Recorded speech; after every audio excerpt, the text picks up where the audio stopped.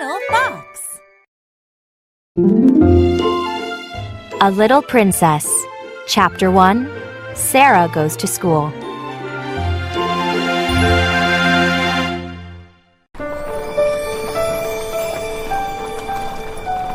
On a dark winter's day, a little girl sat in a cab with her father. She stared out the window as the cab drove through foggy London. Sarah Crewe was only 7, but she seemed much older. She was always dreaming and thinking. At that moment, she was thinking about her long trip from India. She had just arrived in London with her father. It felt strange to travel from a hot, sunny place and arrive in a cold, dark one. Soon the cab stopped in front of a big brick house. A brass sign on the front door said, "Miss Minchin's Boarding School for Young Ladies." "Papa, is this the place?" Sarah whispered. "Yes," he replied. "we have reached it at last." Sarah's mother had died when Sarah was born. Sarah's father was an officer in the British Army. He was very rich and handsome and gave Sarah whatever she wanted. Sarah had lots of toys and clothes. Servants took care of all her needs. In India, she'd had only one worry. Her father believed that the climate in India wasn't healthy. So one day, he would send her to school in England. And now that day had come. Captain Crewe knocked on the door of the school. A servant answered and led them inside. Sarah looked around at the ugly sitting room with its heavy wooden furniture. "I don't like it here, Papa," she said. "But soldiers probably don't like going into battle either." Captain Crewe laughed. "Oh, Sarah, you say such wonderful things. What will I do without you?" He swept her into his arms for a hug. A moment later, the headmistress, Miss Minchin, entered the room. The headmistress had large fishy eyes and a large fishy smile. Sarah thought the woman looked just like her school, tall, dull, ugly. Miss Minchin knew that Captain Crewe was rich. She tried to please him by praising Sarah. What a beautiful child, the headmistress exclaimed. "But I'm not beautiful," Sarah thought. "Miss Minchin is making that up." Sarah stood quietly near her father while he and the headmistress talked. Because Sarah's father was very rich, Sarah would have many nice things at school. There would be a pretty bedroom and sitting room and a pony and carriage. A maid would help her. "Sarah reads too much," Captain Crewe told the headmistress. "Make sure she goes outside. She should ride her pony or buy some new dolls." "Oh, Papa," said Sarah. "I don't need a lot of new dolls.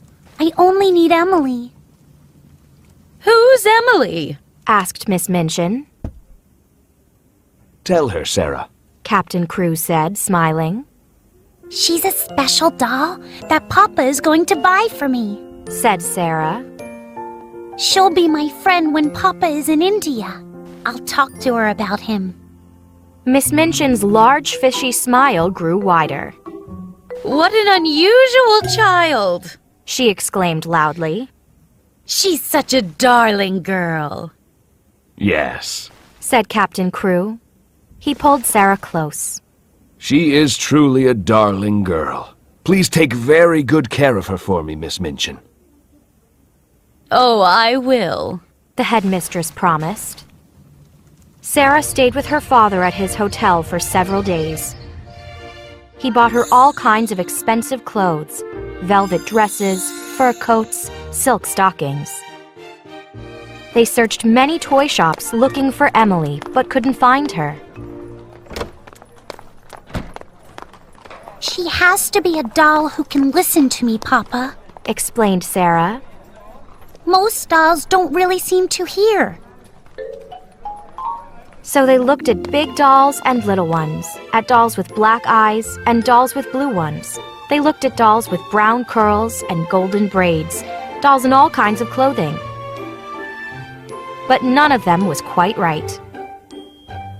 Then one day, Sarah spotted a doll with golden brown hair and an intelligent expression. Look, Papa! There's Emily! She cried. They went into the shop and bought the doll. Then they went to a dressmaker to order a grand wardrobe for Emily. Finally, the day came when Captain Crew had to leave. He and Sarah were very sad. From her window, Sarah watched him get into a cab. Emily was by her side. Miss Minchin sent her sister, Miss Amelia, to check on Sarah. Why is this door locked? Asked Miss Amelia. I want to be alone, please, Said Sarah softly. Miss Amelia went downstairs and told Miss Minchin about how Sarah was acting. I've never seen such an odd child, Said Miss Amelia. She has locked herself in her room, but she's not making any noise at all.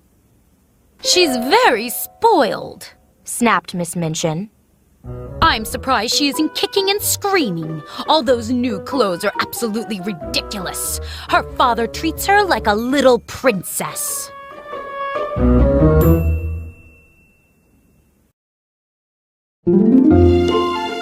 A Little Princess, Chapter 2, First Day of Class.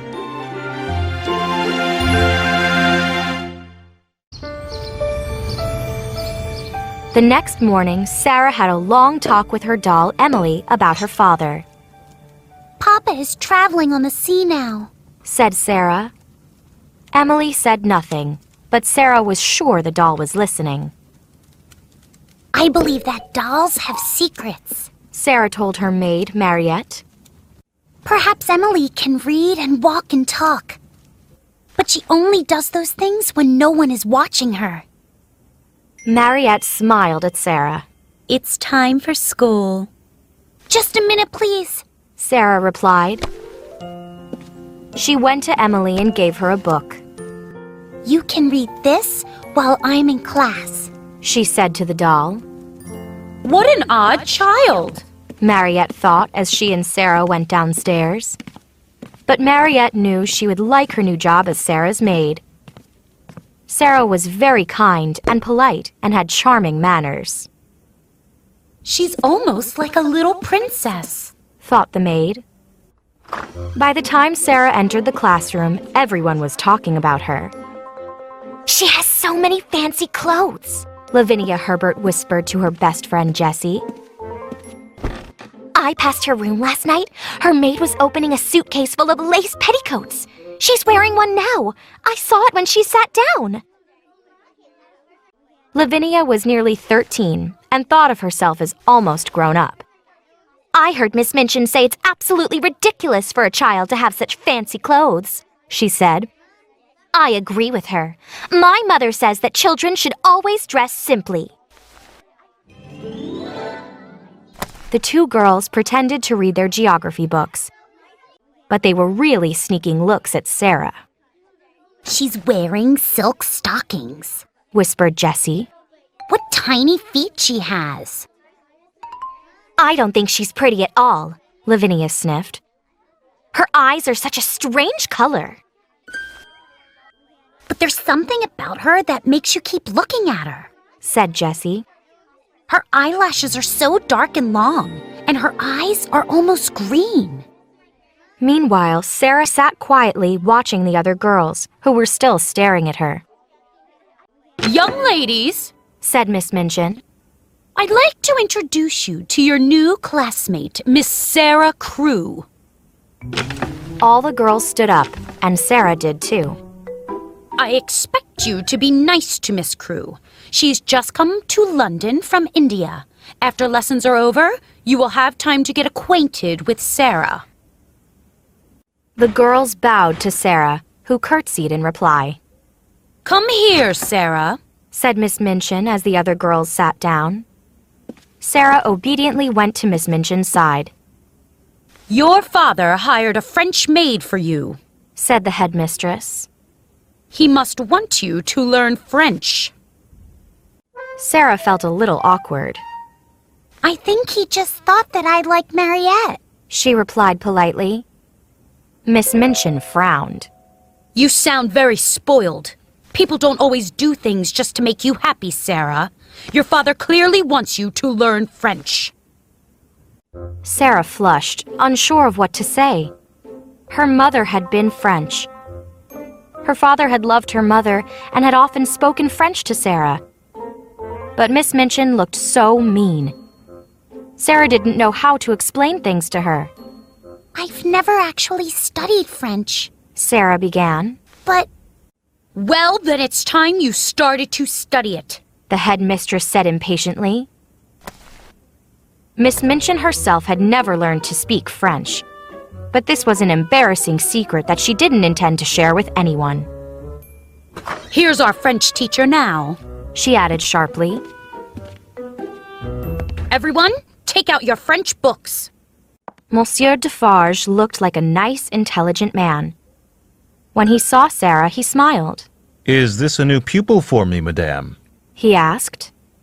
Her father, Captain Crewe, is very eager for her to learn the language, but I'm afraid that Sarah seems less eager to learn. Miss Minchin replied with a frown. Sarah rose in her seat, suddenly feeling a bit desperate. She felt sure that she could explain her situation to Monsieur Defarge. And she did exactly that, speaking to him in perfect French. Miss Minchin started quite violently, and then she glared at Sarah. But Monsieur Defarge was already charmed by the girl who spoke his language so beautifully. Ah, Miss Minchin. He said, There isn't much I can teach Sarah. She hasn't studied French. She is French. Miss Minchin's cheeks flushed. You should have told me. The headmistress snapped at Sarah. I tried. Said Sarah. I guess I should have tried harder. Lavinia and Jessie giggled from behind their French books. Sarah had made the headmistress look a bit foolish. Silence, young ladies. Miss Minchin rapped on her desk. Silence! And from that moment on, she began to dislike her new student.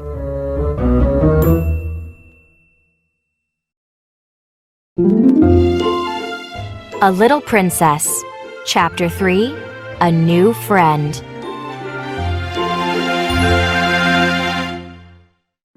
That first morning at school, Sarah noticed a plump, blonde girl about the same age as Sarah.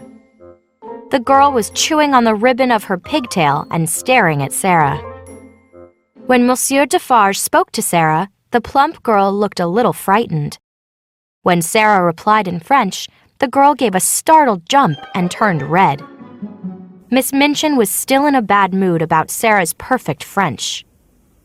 Miss St. John, stop chewing on your ribbon and sit up at once, she snapped. The girl gave another startled jump. Lavinia and Jessie giggled, and the girl turned redder than ever. Sarah's father often remarked on Sarah's soft heart. Sarah always wants to fight when she sees people in trouble, he liked to say. And that was certainly true now. Those girls shouldn't laugh, Thought Sarah. That's mean.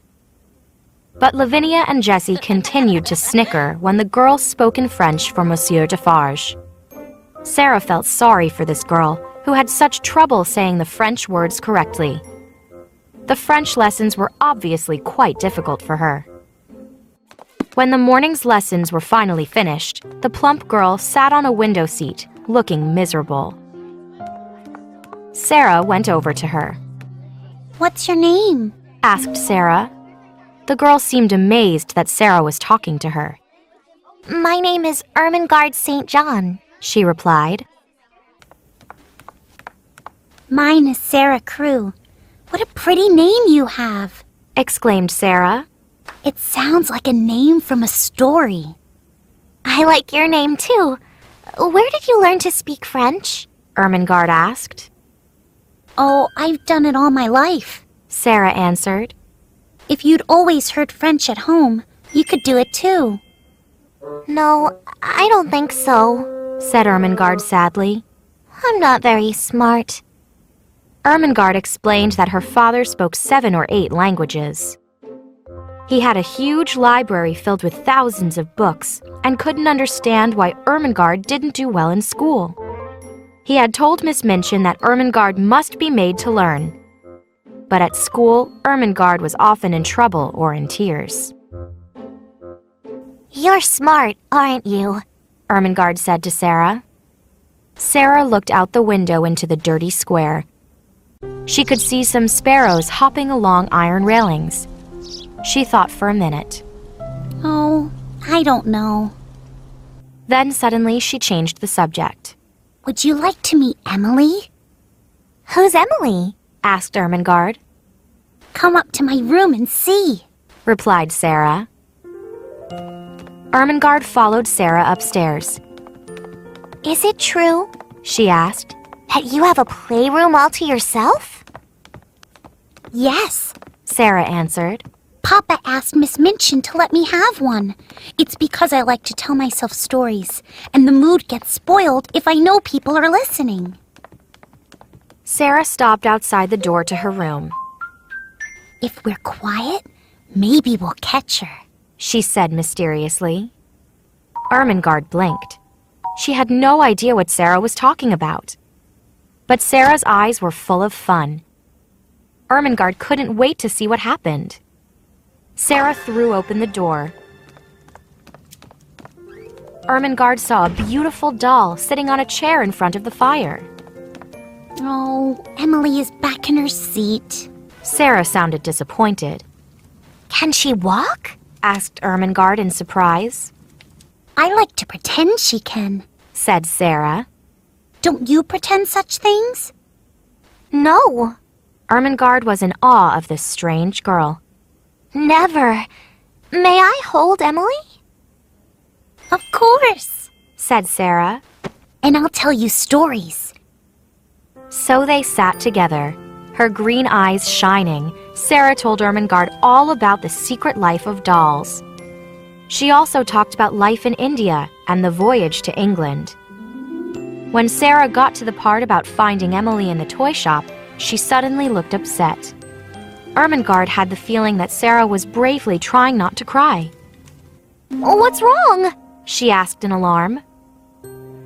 Do you love your father more than anything in the world? Sarah burst out. Ermengarde thought this was a strange question. I hardly ever see him. He's always in his library reading things. Oh, I love my father and miss him so. Sarah buried her head in her hands. Ermengarde's mouth fell open a little. Sarah was so wonderful and different from anyone else. Sarah lifted her head. If I keep telling you stories, I won't miss him as much. Tears came to Ermengarde's eyes, and she felt a lump in her throat. Lavinia and Jessie are best friends. Do you think we could be best friends?